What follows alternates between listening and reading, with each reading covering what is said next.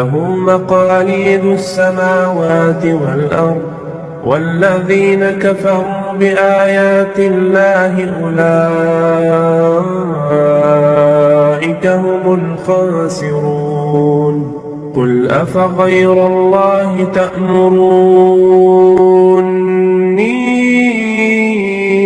أعبد أيها الجاهلون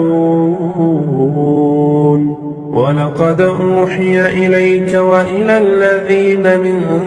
قبلك لئن أشركت ليحبطن عملك ولتكونن من الخاسرين بل الله فاعبد وكن من الشاكرين